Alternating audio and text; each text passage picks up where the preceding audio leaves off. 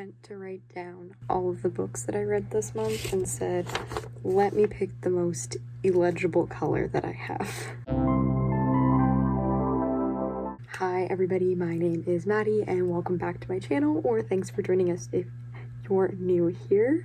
And today I'm going to be wrapping up everything that I read in March.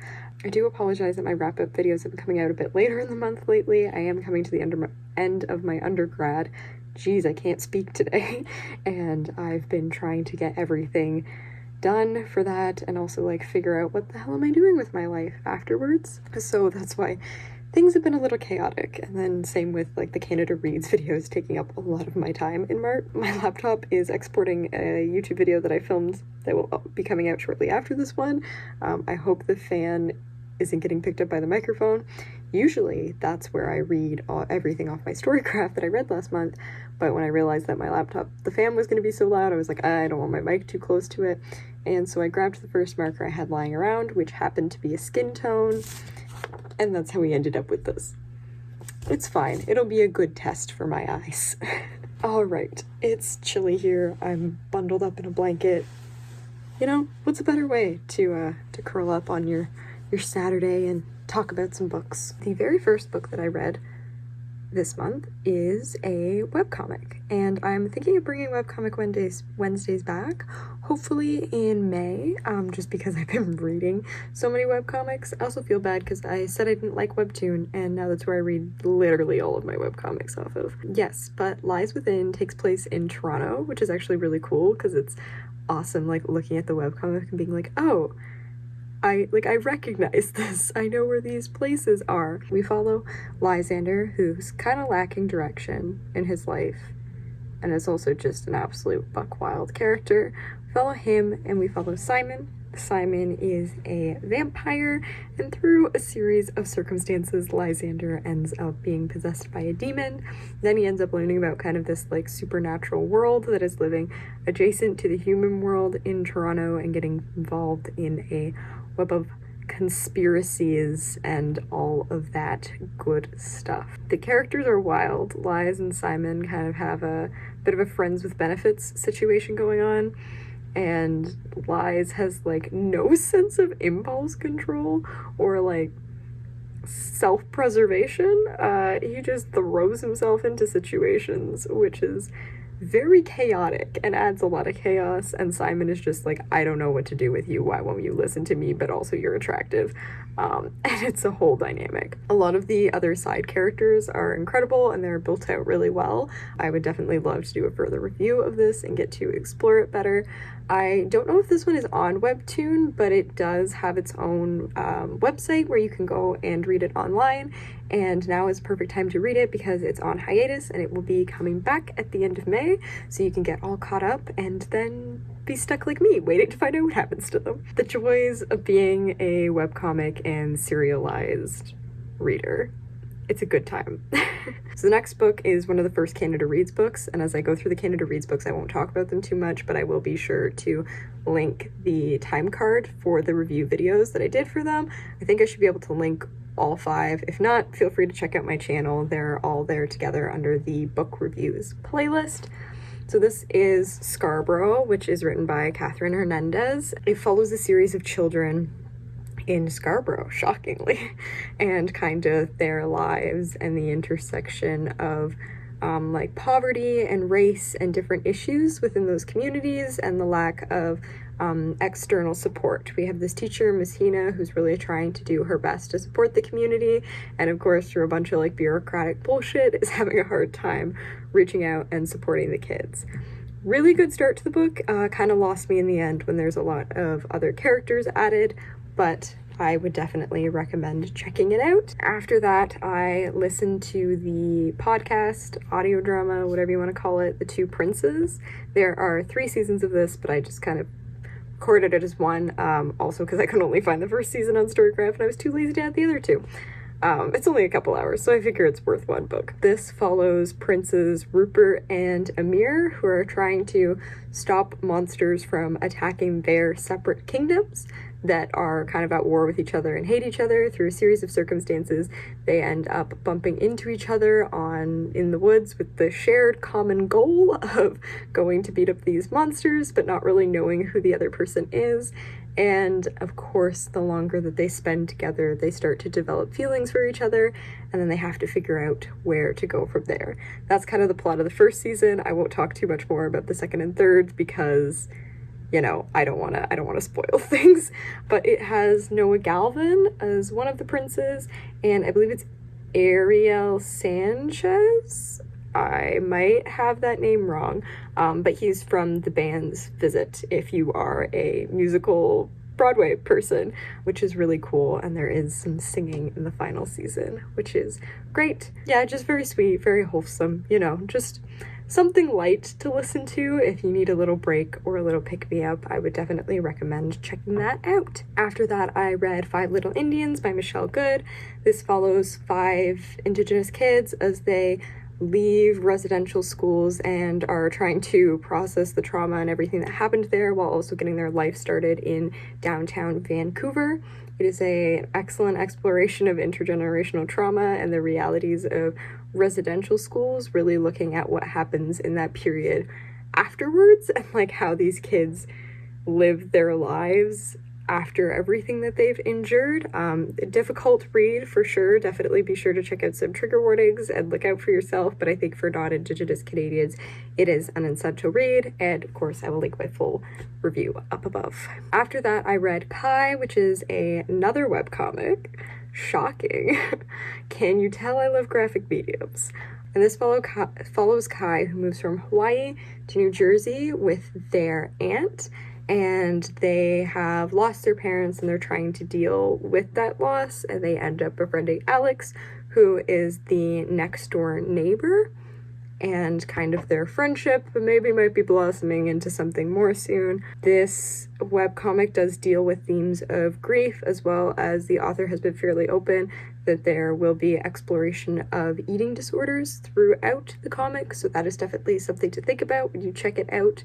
But it's very sweet, very wholesome, and I think it's set in the 90s. I can't quite remember where it's set, but yeah, Kai is non-binary, and the use of their pronouns and the way that that is explored is done with a lot of grace and acceptance, which is lovely, because I do think, you know, we need stories that deal with the difficult sides of that, but also sometimes it's really nice to be able to place a story, I don't want to say in the past, like it's so long ago, but in a different time period, and still recognize and acknowledge the language that is used by the characters to understand their own lived experience. That one is on Webtoon. If you want to check it out and give it a read, I would recommend that you do so. After that, I read What Strange Paradise by Omar El-Akkad, which is another Canada Reads book, and I hated it.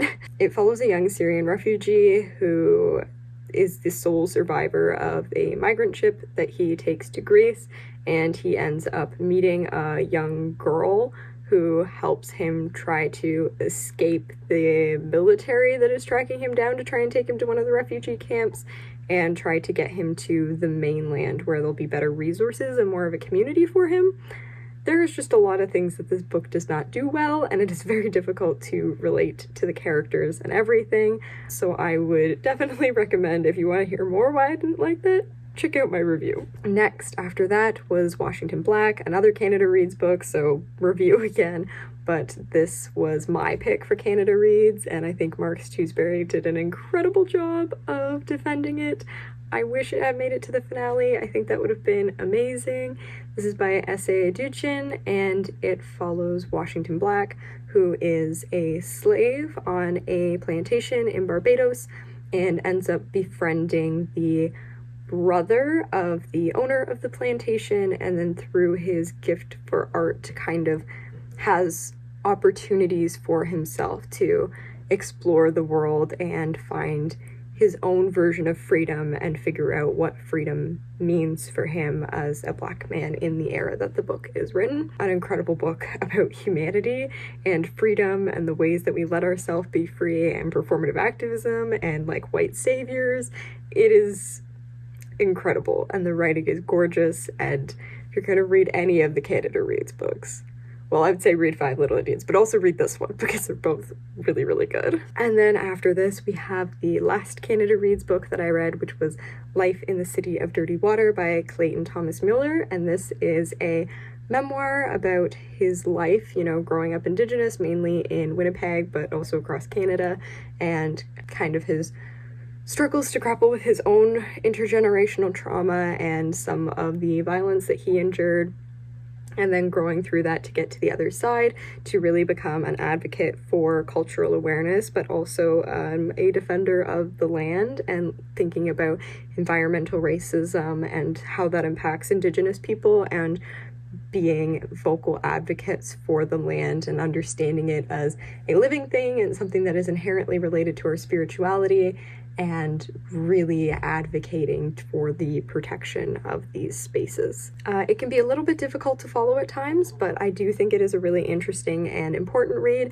especially also to think about the ways that a lot of the current climate change movement is really taking the language and the work that Indigenous people have been doing for years. So it's really important to read from an Indigenous author to understand that perspective if that is something that you weren't aware of. Again, I will link my full review above. All right, 3 more, which are the 3 that are in the thumbnail now. So after this, I read Ever After, which was one that I just picked up on a fluke at the bookstore one day, and I kind of regret it, but it's fine. This is Ever After. It is by Olivia Vieweg, and it follows 2 young girls, Vivi and Eva, who end up outside of this closed-in city in Germany during the zombie apocalypse, kind of trying to escape and find their way to like a better safe haven. The art and everything is incredible. The way this book deals with mental illness and trauma, garbage. In particular, Vivi is really struggling with, I'm not quite sure exactly what it is, and I'm not a doctor, so I don't want to put names to it, but I'm guessing it's some form of schizophrenia as a result of trauma that she endured when the breakout of the apocalypse happened. And Eva is just awful to her about it. And so, you know, Eva's hiding like a zombie bite through the entirety of this story, and we're supposed to feel sympathy towards her.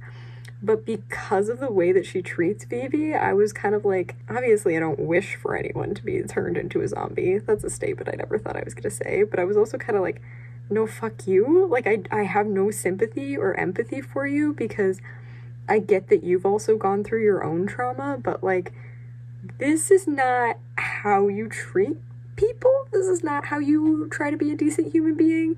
And like, you know, sometimes Vivi's ability to do the things like being quiet that are needed and survival things are impacted by her mental illness, and Eva's just a dick about it.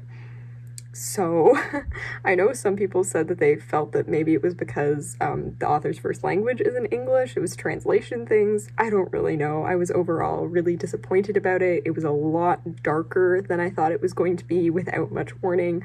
There is an explicit suicide attempt scene in the novel, which is always on another level for me when it is a graphic novel and I have to visually witness it. And there's a lot of abuse in the asylum that Vivi is kept in before she manages to escape.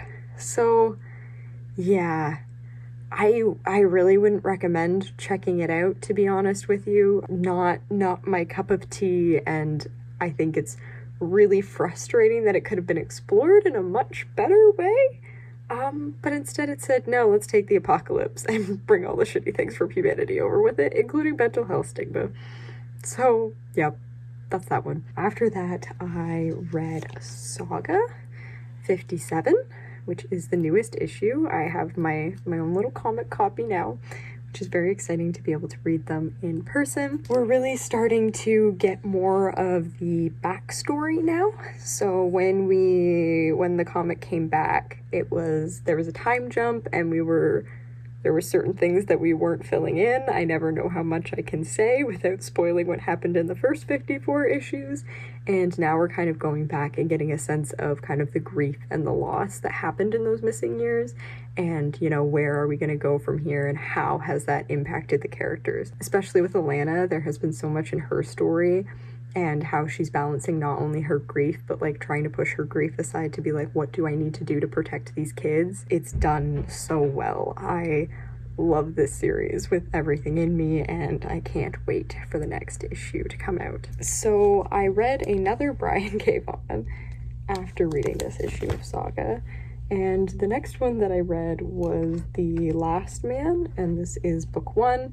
So it's by Brian K. Vaughan, but a different artist than the Saga series. And this follows Yorick, which I love that his name is Yorick. Follows an apparent, I think the word they use is gendercide, where everyone with a Y chromosome just spontaneously dies, except for Yorick and his monkey.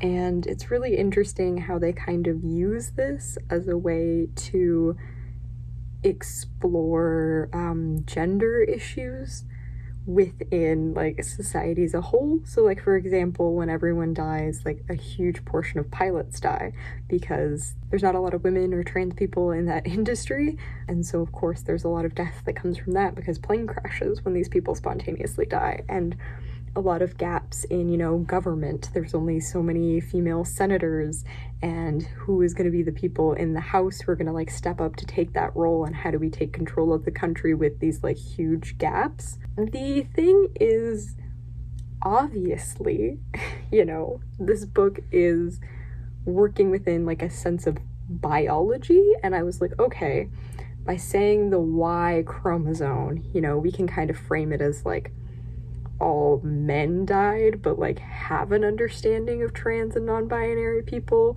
throughout this book, and, you know, recognize that maybe some intersex people would have been included in that if they had a Y chromosome. And so far the representation hasn't been great, which is shocking to me. I know that Saga is newer, but because of the way that Saga handles gender and sexuality and, you know, Petriarch's character, I was a little bit surprised that Brian K. Vaughan seemed to struggle so much with this, and in doing some Googling, that was one of the big critiques of the series, as well as some slurs directed towards women, particularly grounded in sexuality, that aren't the best. I get that it's 2002 in this like when this book was written, or the universe this book takes place. I don't know when it was actually started coming out, so there can be some wiggle room given for that.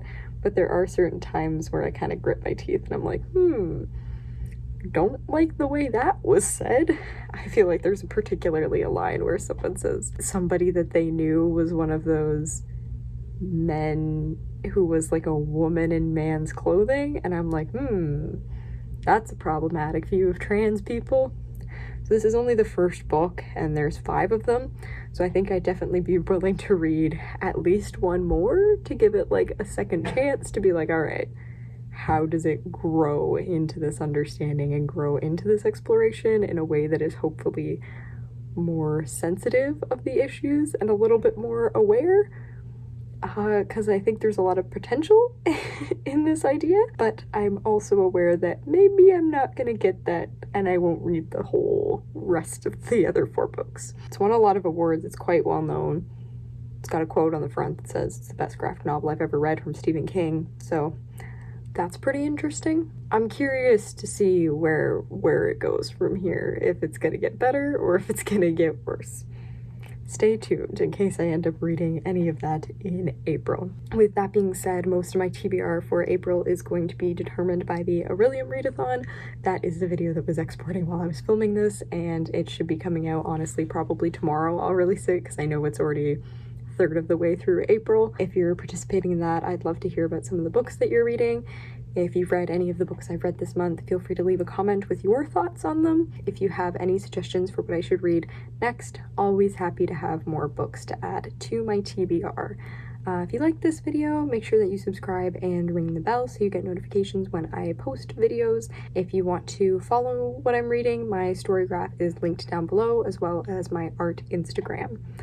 That's everything that I have for now, and until the next video, which I guess is tomorrow. Stay kind.